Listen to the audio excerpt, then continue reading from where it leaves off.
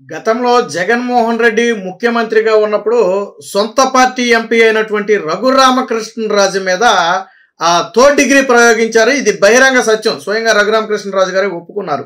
అయితే ఇప్పుడు ఇందులో ఈ కేసుకు సంబంధించి కొన్ని సంచలన విషయాలు అయితే వెలుగులోకి వస్తున్నాయి. విజయపాల్ ఎవరైతే నాడు రఘురామకృష్ణరాజు కేసు విచారణ అధికారిగా ఉన్నాడో విజయపాల్, అలాగే అడిషనల్ ఎస్పీ క్యాడర్, ఆయన ప్రస్తుతానికి కోర్టు ముందు హాజరుపరిస్తే ఆయనకి కోర్టు రిమాండ్ కూడా విధించడం జరిగింది. సో ప్రస్తుతానికి ఆయన జైలుకి వెళ్తే వెళ్ళడం జరిగింది. ఆయన్ని కస్టడీకి అంటే తమ కస్టడీకి పోలీసులు ఈ రోజు జరిగే అవకాశం ఉంది.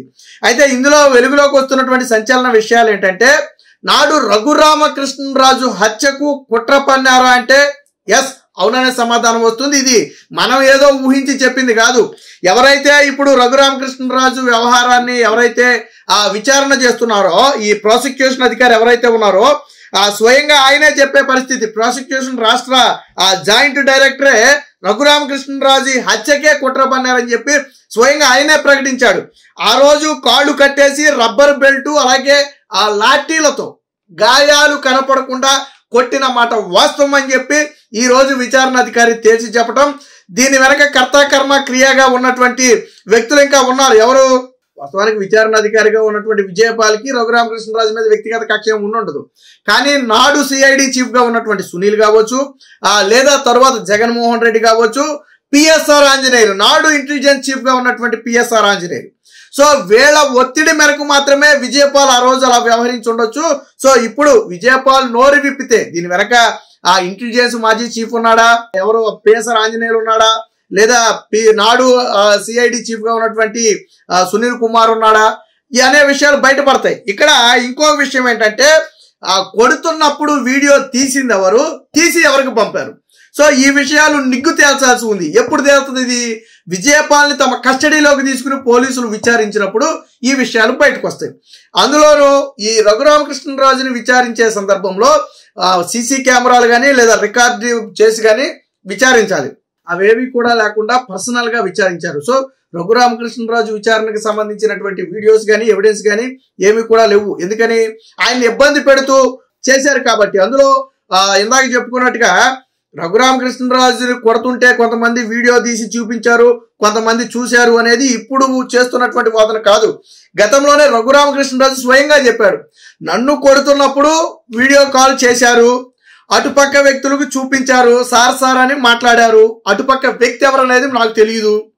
సో జగన్మోహన్ రెడ్డి చూశాడేమో అనేది ప్రధాన వాదన. మీకు మొన్న కూడా చంద్రబాబు నాయుడు అరెస్ట్ అయినప్పుడు ఏదైతే జైలుకు సంబంధించిన సీసీటీవీ ఉందో దాన్ని లైవ్ లో, ఈవెన్ చంద్రబాబు గారు ఉన్నటువంటి సెల్లలో ఉన్నటువంటి సీసీ కెమెరాను కూడా లైవ్ లో జగన్మోహన్ రెడ్డి చూశాడని ఒక వాదన తెర మీదకి వచ్చింది. సరే, అది ప్రాక్టికల్ గా నిరూపించబడిందంటే ప్రస్తుతానికి వాదన అయితే వచ్చింది. ఒకవేళ నిజంగా సీసీ కెమెరా యాక్సెస్ మొబైల్లో కూడా మనం తీసుకుని చూడవచ్చు. ఈ రోజుల్లో అది అందరికీ తెలిసిందే.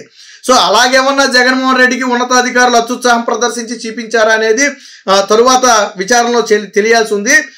ఇప్పుడు రఘురామకృష్ణరాజు వ్యవహారంలో మాత్రం పిఎస్ఆర్ ఆంజనేయులతో పాటు నాడు సిఐడి చీఫ్ గా ఉన్నటువంటి సునీల్ మెడకైతే ఇది చుట్టుకోబోతుంది అనేది బహిరంగ సత్యం. అందులో ఎటువంటి సందేహం లేదు. ఇక వీళ్ళు నోరు విప్పితే జగన్మోహన్ రెడ్డి పాత్ర బయటికి రావాలి. ఆ రోజు వీడియో కాల్ చూసింది జగన్మోహన్ రెడ్డినా లేదా సజ్జల రామకృష్ణారెడ్డి చూశాడా, వీళ్ళిద్దరూ కాకుండా ఇంకా ఎవరైనా చూశారా అనే విషయాలు బయటికి రావాల్సి ఉంది. రఘురామకృష్ణరాజు కూడా ఏంటంటే సునీల్ కుమార్ పారిపోయే అవకాశం ఉంది, సునీల్ కుమార్ మీద లుకౌట్ నోటీస్ జారీ చేసి అదుపులోకి తీసుకోవాలని చెప్పి ఇప్పటికే రఘురామకృష్ణరాజు డిమాండ్ చేయడం కూడా జరిగింది. ఎప్పుడైతే విజయపాల్ అరెస్ట్ అయ్యాడో, ఎప్పుడైతే సుప్రీంకోర్టు కూడా విజయపాల్కి ముందస్తు బెయిల్ ఇచ్చేందుకు నిరాకరించిందో, దాంతో సునీల్ కుమార్ ఒంట్లో వణుకు మొదలైంది. ఎందుకంటే సేమ్ కేసు. ఇప్పుడు సునీల్ కుమార్కి ఎలా దొరుకుతుంది బెయిల్? విజయపాల్ విచారణాధికారి విజయపాల్కే దొరికినప్పుడు అసలు మొత్తం సునీల్ కనుసరణలో నడిచింది అనేది ప్రధాన వాదన. అలాంటప్పుడు ఆ వ్యక్తికి ఎలా బెయిల్ దొరుకుతుంది? ఖచ్చితంగా దొరకదు. పోలీసులు ఎందుకు అంటే పూర్తి ప్రాథమిక ఆధారాలతో అదుపులోకి తీసుకోవాలనేది పోలీసుల ప్రధాన ఉద్దేశంగా ఉంది. ఈ నేపథ్యంలోనే విజయపాల్ అయితే పోలీసులు ఒక వారం రోజులు 10 రోజులు కస్టడీకి అడుగుతూ ఈ రోజు కోర్టుకి వేయొచ్చు. 10 రోజులు కాకపోయినా కనీసం 4-5 రోజులు అయితే విజయపాల్ని పోలీసుల కస్టడీకి ఇవ్వచ్చు. అప్పుడు ఇందులో వ్యవహారాలు బయటకు వస్తాయి. దీనికి సంబంధించిన వార్త అయితే వచ్చింది. రఘురామ హత్యకు సిఐడి కుట్ర. ఇక్కడ విచిత్రం ఏంటంటే ఎవరైనా బయట వాళ్ళు చంపాలని ప్రయత్నిస్తే పోలీసులు ఆపాల, పోలీసులు వాటన్నిటినీ కూడా భగ్నం చేయాల.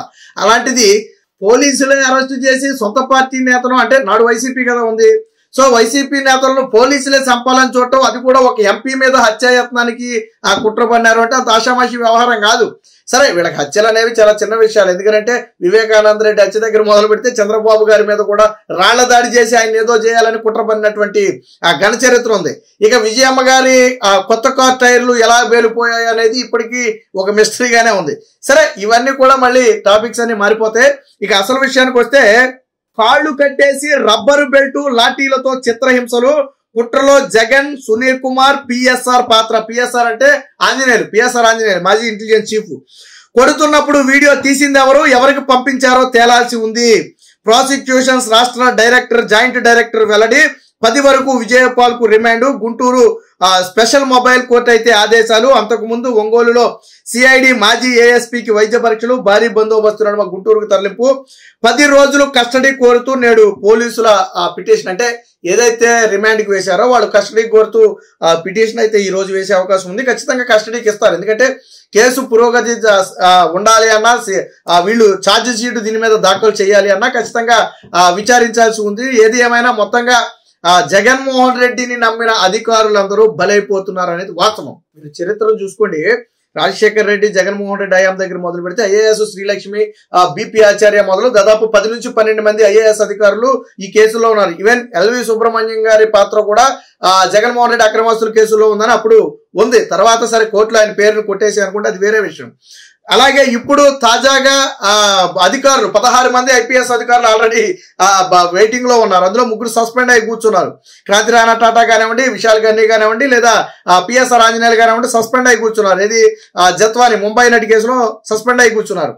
ఇకపోతే వాసుదేవరెడ్డి, లిక్కర్కి సంబంధించిన వాసుదేవరెడ్డి కానివ్వండి, లేదా ఏపీఎండిసికి సంబంధించినటువంటి మైనింగ్ కి సంబంధించిన వెంకటరెడ్డి కానివ్వండి, ఆల్రెడీ అరెస్ట్లు అయిపోయి జైల్లో కూర్చున్నటువంటి పరిస్థితి, బెయిల్ మీద బయట తిరుగుతున్నటువంటి పరిస్థితి.